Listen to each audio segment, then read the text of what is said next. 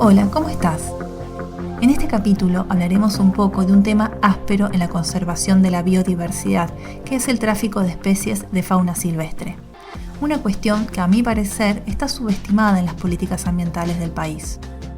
Si bien comparto que la pérdida de hábitats, la contaminación y las exóticas invasoras, junto al cambio climático, están en el podio de las principales amenazas, creo que existe en un sector del conservacionismo de nuestro país una visión un poco sesgada sobre el rol del comercio ilegal de especies silvestres en la conservación. Aunque pongo en duda esta visión, lo cierto es que en Argentina falta mucha información. Existen inferencias, mapas en determinadas escalas espaciales y temporales, pero un registro integrado y continuo en el país está aún pendiente. Y sabemos que sin esa información es muy difícil entender la dimensión de la problemática y pensar en políticas acorde. Para hablar de este tema, lo convoqué a Mariano Burundarena, que trabaja con tráfico de fauna desde la Unidad Fiscal Ambiental de la Ciudad de Buenos Aires.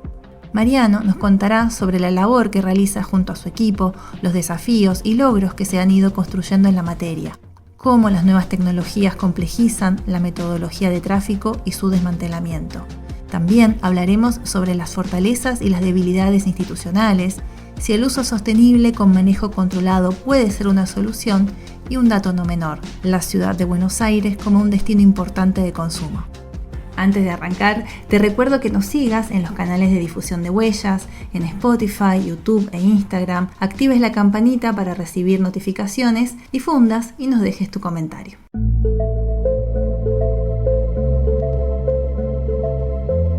En este podcast transitaremos caminos, hazañas, memorias de quienes se consagran a conservar, proteger, sanar, regenerar en un planeta en crisis. Desde diferentes procedencias y saberes, pero con la convicción de que somos parte de una misma casa, nuestros invitados sueñan y batallan por un mundo vivo. Detrás de ellos, Huellas, un ciclo de entrevistas del Observatorio de lo Silvestre. Disfrútalas en tu aplicación favorita.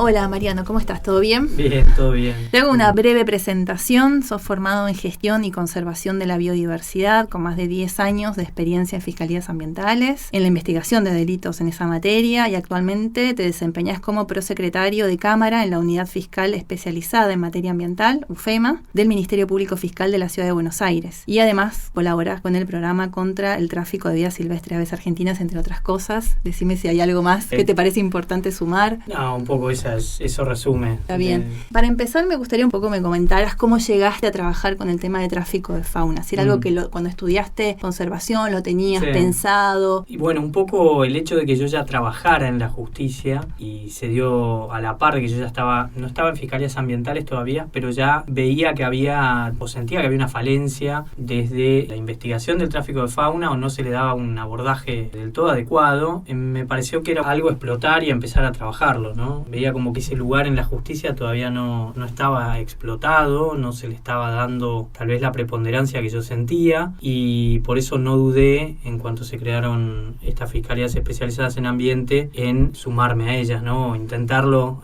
a toda costa, rogando de alguna forma estar ahí. Creo que por ese lado vino. Tráfico de fauna siempre me llamó mucho la atención, básicamente pues soy un enamorado de los animales, de la naturaleza, y bueno, me pareció como que se juntaban dos cuestiones que me interesaban. Una era investigar ilícitos y otra lo que tiene que ver con la conservación de la biodiversidad, que es algo que siempre me atrajo, ¿no? Bien, ¿y qué es lo que empezamos por ahí un poco a hablar ahora de diagnóstico, el estado de situación al respecto, digamos, cómo lo ves el tema en Argentina? Porque yo recuerdo en algún momento, como siempre en nuestra área hay distintas opiniones, por ahí he escuchado como que bueno, ya no es tan importante el tráfico de fauna o el comercio ilegal, ha disminuido en relación a décadas anteriores. Bueno, puede ser que haya una diferencia, pero me parecía importante, yo sentía como que el tema estaba ahí, entonces que nos cuentes el estado de situación del tráfico en Argentina. Bueno, hacer la aclaración primero, cuando dicen esas cuestiones de que el tráfico no se da en la Argentina,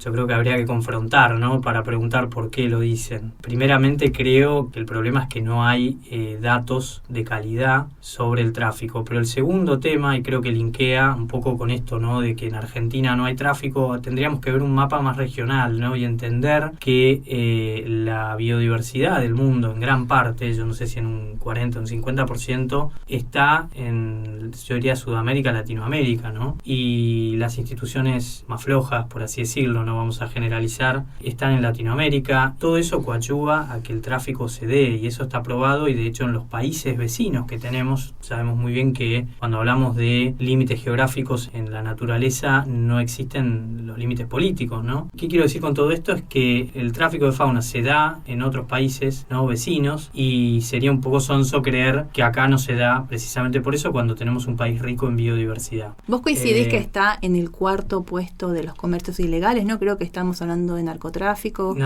trata de personas, armas y luego fauna. ¿Vos estás de acuerdo con eso? Yo creo que puede estarlo. No me gusta hacer la frase hecha, la verdad es que eso es algo que se dice mucho respecto al tráfico, que mueve alrededor de 20 billones de dólares anuales a nivel mundial, o sea, son números que son fuertes, que asustan. No creo que esté tan errado, creo que es un delito complejo que involucra muchas veces modus operandi que también se utilizan tanto para el tráfico de armas, para el transporte de armas de manera ilegal, como para las drogas, con lo cual no habría razón para creer lo contrario. Creo que en Argentina, como te decía, el principal problema que tenemos es que no hay una base de datos unificada, y eso invisibiliza el problema.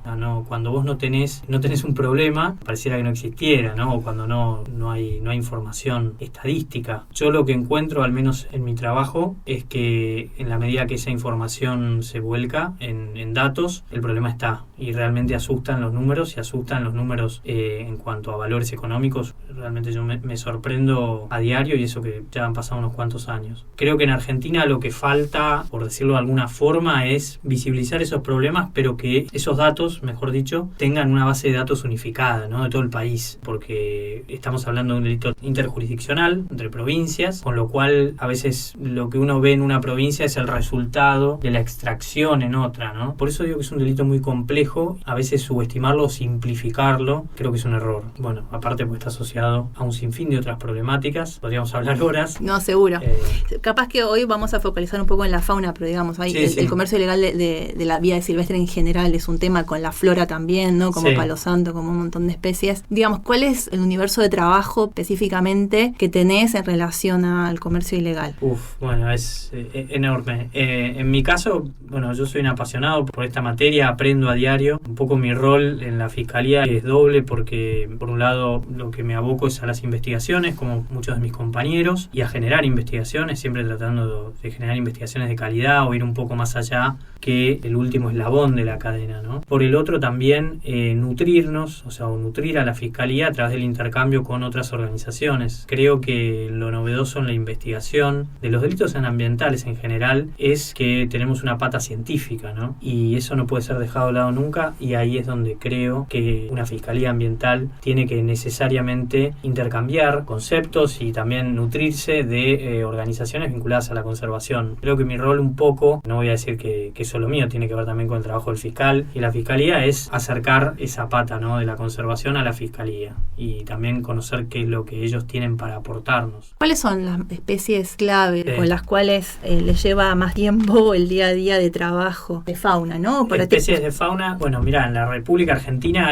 yo hablaría más que de especies de grupo, no de géneros. Hay casos emblemáticos que tienen que ver también con la facilidad de traficarse y de transportarse, que es el caso de la tortuga de tierra, ¿no? La famosa Chilonoidis chilensis, que hoy creo yo que es la especie de reptil más traficada de la República Argentina, sin dudas. ¿No ha bajado eso en relación a décadas anteriores? No. Porque tenía esa sensación como que, por lo menos cuando éramos niños, que estaba muy de moda tener una tortuga, era algo, y que ahora había como una nueva visión de que eso estaba mal. No, eso no ha cambiado. No, eso, bueno, vamos por la parte positiva, es cierto, hay un cambio de paradigma respecto a lo que es una especie silvestre y respecto al mascotismo, pero acá tengo que hacer un pero. Me parece que la tortuga en algún punto está tan arraigada como mascota, está en nuestra cultura, ¿no? Argentina, la tortuga está tan asociada como una mascota que muchas veces como que pasa, ¿no? Uno puede darse cuenta que tener un guacamayo de alguna especie es raro, ¿no? Pero a veces la tortuga es como algo doméstico, ¿no? Algo hogareño, y la verdad es que es un problema. Y por el otro lado también las tortugas se comercializan en nuestro país, pero también se comercializan afuera. Me ha tocado verlo, cómo llegan a destinos que uno no sabe cómo, ni creería cómo llegan hasta ahí, como es el mercado asiático o como es Europa, a través de España, pero también llegan ahí. La tortuga tiene una particularidad, que es que uno la puede criar o se cría todo el año. Acá si hay algún biólogo especialista tal vez me corrigen, pero es lo que vemos en las causas que investigamos. Son muy fáciles de transportar, no hacen ruido. ¿Son resistentes? Son resistentes, tienen un valor importante, y eso realmente les juega en contra. Se venden no solo las tortugas, sino también los huevos, porque en el transporte transnacional, cuando se transportan los huevos, son difíciles de detectar.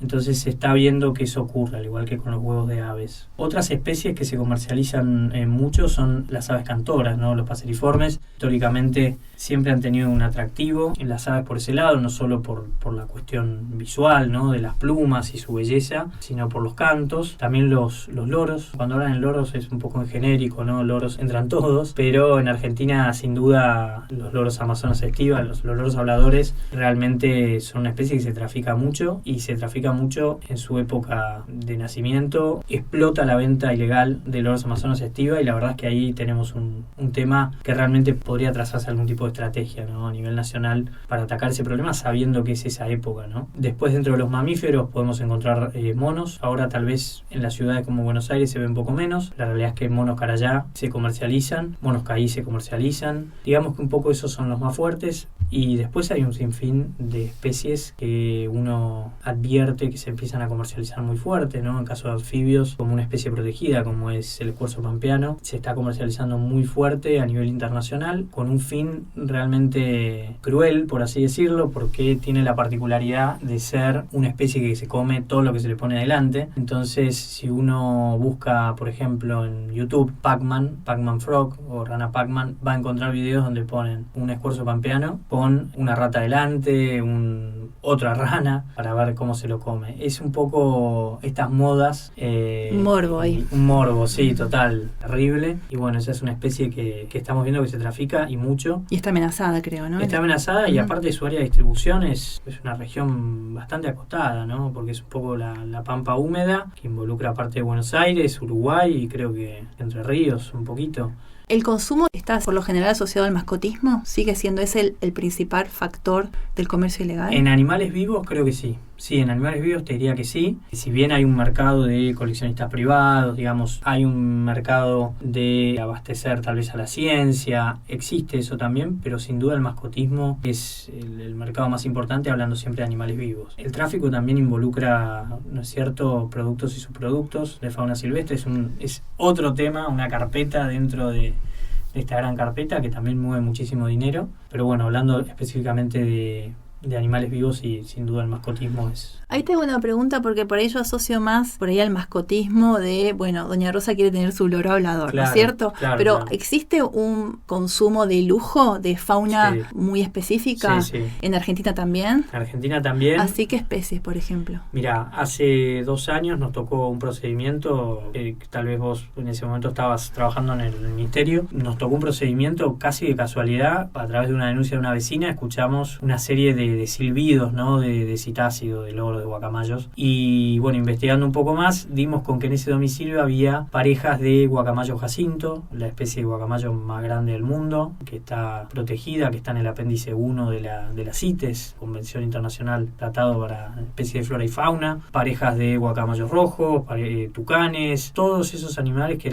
sumaban creo que 33, eran aves que habían sido o extraídas de la naturaleza recientemente y que iban apuntan seguramente a un mercado local de alto poder adquisitivo. Estamos hablando de especies que un guacamayo jacinto puede costar, legal, puede costar 20.000 euros, 30.000 euros. Y me parece que ahí es el punto, ¿no? De repente encontrar un domicilio donde tenemos el cálculo que se hacía en ese momento eran $400.000 en pájaros, y ahí es donde empiezan a llamar la atención, ¿no? Porque estamos hablando de mucho dinero y no es solamente Doña Rosa que quiere su loro, ¿no? Que tiene más que ver con tal vez por una cuestión cultural, ¿no? De algo que todavía viene de otra época, o el abuelo que tiene los pájaros para criar, sino que viene de alguien que necesita de abastecerse de estas especies, cuanto más difíciles de conseguir, probablemente porque estén en una situación de vulnerabilidad o de peligro de extinción, más costosas. Eso sin duda existe, y me parece que acá viene el punto de no caer en la ingenuidad de que acá no tenemos ese comercio porque no se ve, y en realidad no se ve precisamente porque es complejo de investigar. Después hay un mercado de productos y subproductos que es todavía mucho más complejo. La lana de vicuña es una de las lanas, creo yo, la más costosa del mundo. Tenemos poblaciones de vicuña en el norte de nuestro país, y bueno, ese mercado también existe, que muchas veces está asociado con otras regiones, que son los países que tenemos limítrofes al norte. Digo, para un poco graficar, ¿no? Argentina tiene una pata también en la caza furtiva, es muy barato venir a cazar, es una extensión muy grande, muy difícil de fiscalizar. O sea, la verdad es que hay muchas, yo les digo, subcarpetas, ¿no? O carpetas vinculadas al tráfico, ni hablar con lo que tiene que ver con gastronomía, ¿no? Ya metiéndonos, tal vez acá salimos un poco del tráfico de fauna silvestre, uno nunca piensa en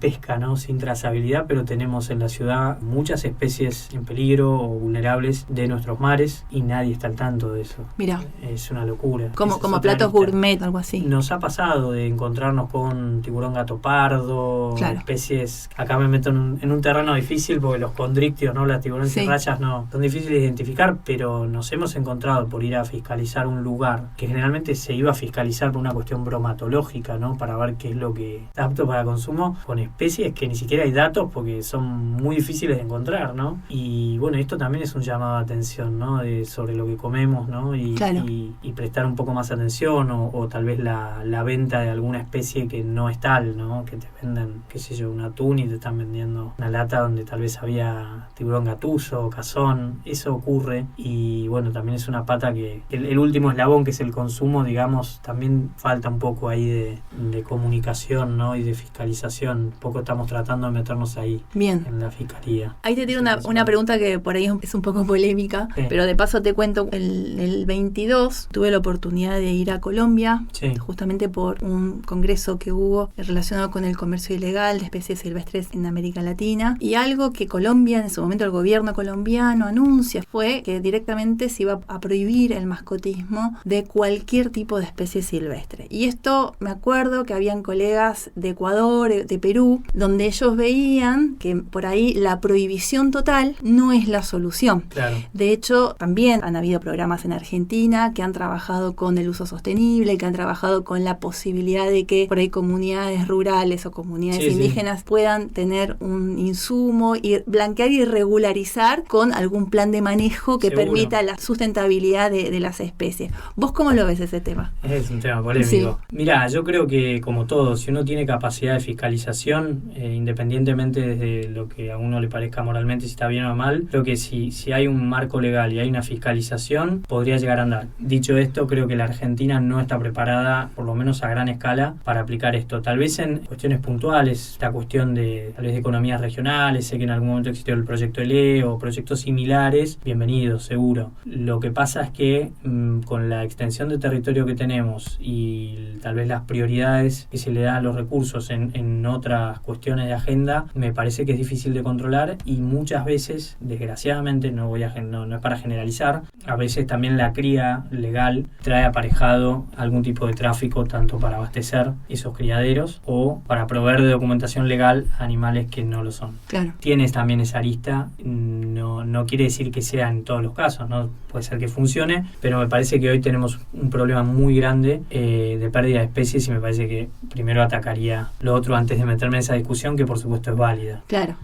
Es interesante porque del otro lado, o sea, del lado de Colombia, un poco lo que decían es, digamos, intentar regular. Claro. No confrontamos con la raíz del problema, que es cultural, que es el mascotismo, ¿no? Entonces ellos van por intentar hacer ese cambio cultural que lleva muchísimo más tiempo. Seguro. Y bueno, todo un tema, es súper polémico, ¿no? Pero interesante está también. Esa corriente, y me parece que uno tiene que escuchar todas las voces porque bueno, es la forma, ¿no? Uno no podemos pararnos, ¿no?, sobre un posicionamiento de no es no. Sí creo que hoy tenemos muchísimos problemas. Creo que tráfico de fauna también, dicho sea de paso, es una problemática que está asociada también a la salud. No podemos olvidarnos de dónde venimos, ¿no? De 2 años de pandemia muy duros, y yo diría más atrás de 20 años de brotes, ¿no?, vinculados a enfermedades zoonóticas. Sí. Y ese es un tema que me parece que tampoco se toca, digamos, así como se dio, Dios no permita que vuelva a pasar, ¿no? Pero como llegó el COVID-19 vamos a suponer, una región lejana,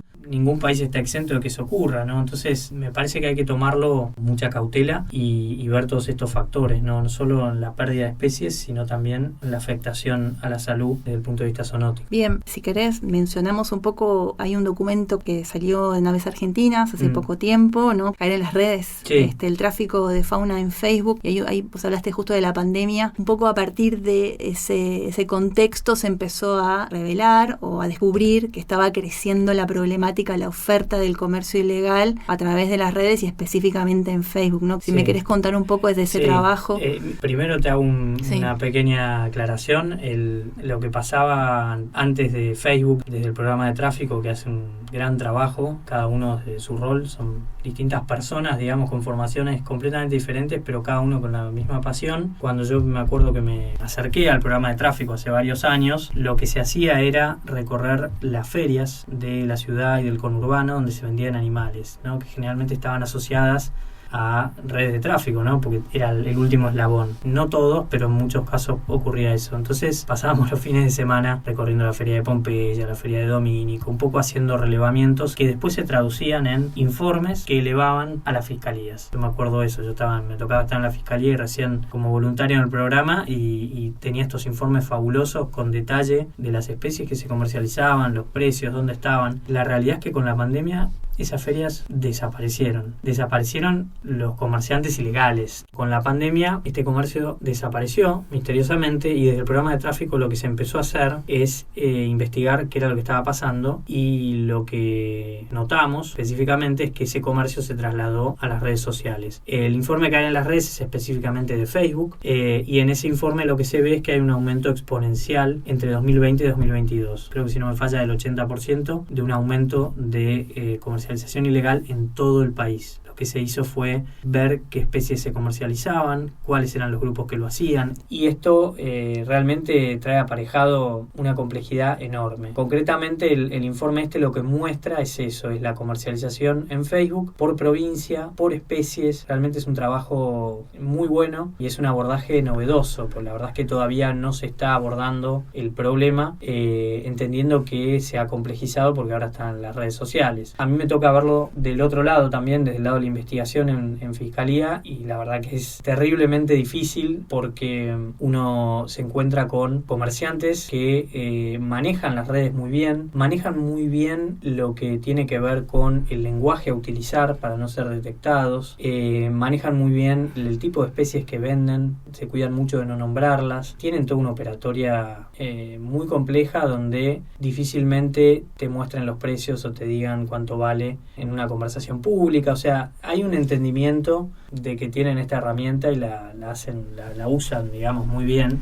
Y yo te diría que en un 99% todas las causas que hoy tenemos a nivel judicial, en la Fiscalía, tienen un componente de venta en redes sociales, si es que no arrancan ahí. Y estas redes sociales, ¿no?, que ahora están conformando conglomerados, ¿podrían ayudar al gobierno de Argentina o los gobiernos locales a combatir el problema? Mira, yo creo que como ayudar podrían, sin duda. Creo que tienen alertas, lo que no sé si tienen, hablando ya en términos más informáticos, no sé si tienen algoritmos o patrones de que les salte una alarma si encuentran algún tipo de palabra no le cierra. Creería que sí. Lo que pasa es que este tipo de comerciantes ilegales muchas veces utilizan, por ejemplo, en vez de usar la palabra comprar o vender, utilizan palabras como cedo, permuto. Se cuidan mucho en la terminología para evitar ser detectados. Y yo creo que con el tiempo cada vez más se cuidan, porque cada vez más saben que la lupa está empezando a girar ahí, y eso nos plantea también una complejidad. ¿Te parece necesario como regular un poco el tema en las redes sociales acá en Argentina con alguna normativa local? Viste que se habla mucho de regular o no regular el uso de las redes, pero por ahí en este sentido te parecería yo creo que importante. Sí. Lo que creo es que, yo no sé si regular, lo que sí creo es que sería bueno poner el tema sobre la mesa a estas redes sociales, de que hay una problemática y que tendrían que estar atentas, ya sea para darnos la noticia criminis a la dependencia judicial, o al Ministerio de Seguridad cuando ven algo que no les cierra, o para ellos establecer algún mecanismo para evitarlo.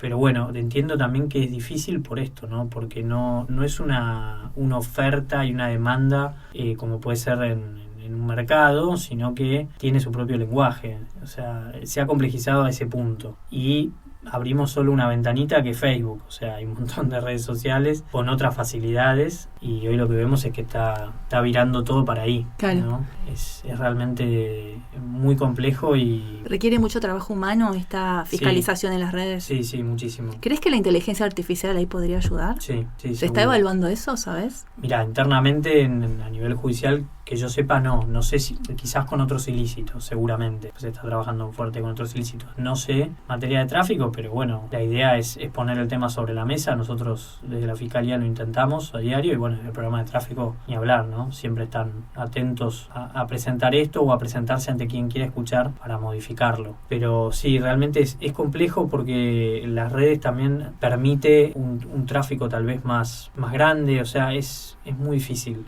Yo lo veo mucho en las causas, y la verdad es difícil llegar hasta la persona que publica, y una vez que llegas tal vez esos animales ya no están. Claro. O sea, tiene eso, ¿no? ¿Qué dificultades ves desde el lugar más de la justicia o del judicial, digamos, los desafíos y qué herramientas serían necesarias? La principal herramienta primera es la educación, desde lo macro hasta lo que es tráfico. O sea, yo creo que hoy la ley Yolanda, realmente celebro que tengamos la ley Yolanda, porque uno pasa por alto esto que te decía. El tráfico de fauna es un delito complejo que involucra necesariamente un conocimiento, un razonamiento desde la conservación. O sea, no podemos desconocer la pata científica, y por el otro lado la investigación judicial es una rama social. Entonces en algún momento necesitamos tener investigadores que puedan hacer pie en ambas, ¿no? De tener un conocimiento acabado de cómo llevar adelante una investigación, cómo traerle a un juez, ¿no? Un convencimiento de que lo que uno está investigando y las medidas que uno pide, como puede ser una medida de excepción de una orden de allanamiento, son en pos de la conservación, ¿no? Y no es solamente rescatar un grupo de pájaros o rescatar un mono, sino que lo que estamos haciendo es conservar desde otro lugar. Es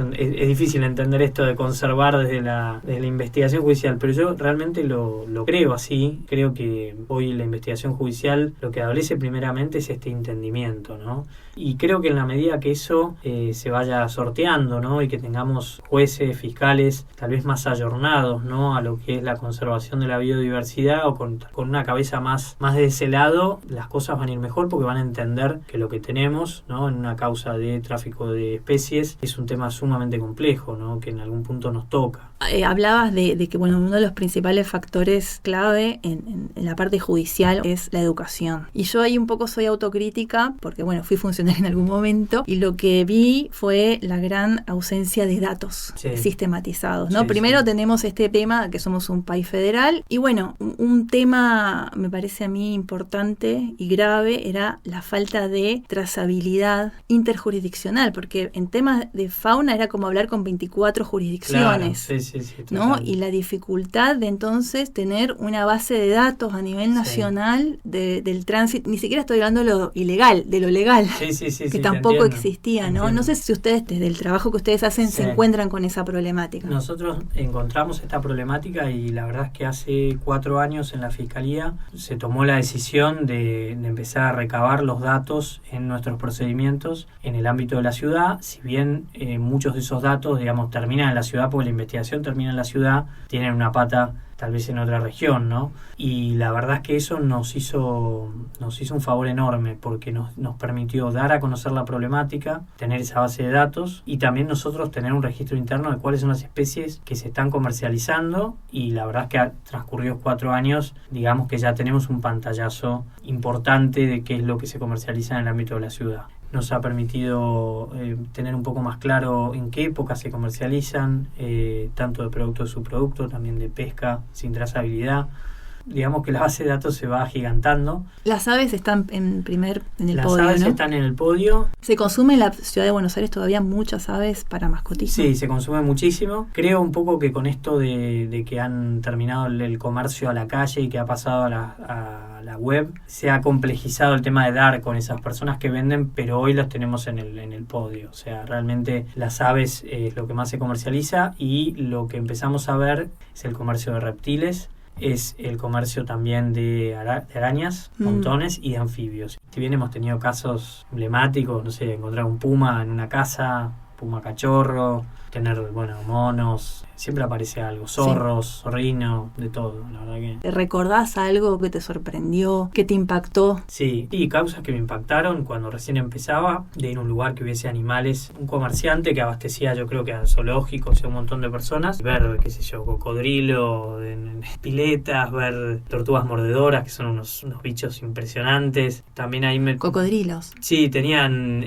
yacarés en piletas pelopincho y un sinfín de especies más. ¿Y eso es para comercializar la piel, la carne? Mira, en ese momento no lo tenía muy claro. Yo creo que eso era para abastecer algún zoológico o algún coleccionista, digamos, me parece que venía por ese lado. Sí, era una persona que, la verdad es que entramos a un lugar que yo no pensé que iba a ser así. Entonces también eso fue un aprendizaje para mí, de entrar un poco más ayornado, ¿no? Esto fue hace casi 9 años, yo ahí recién estaba dando mis primeros pasos y aprendí muchas cosas ese procedimiento, porque salieron mal muchas cosas, y esto mismo también, ¿no? Que es un negocio. Ver animales en mal estado, capaz. Ver animales en pésimas condiciones, claro. Ver animales que uno nunca creería ver en ese lugar, ¿no? Y la cantidad, era una locura, y especies protegidas también. Entonces, ese tráfico existe. Y después, de productos y subproductos, sí, de ver especies emblemáticas, de encontrarme con lugares donde había trofeos de caza de ciervo de los pantanos, venado de las pampas, o sea, especies que para mí tienen una significancia. Ni que hablar de yaguareté, nos tocó entrar, esto también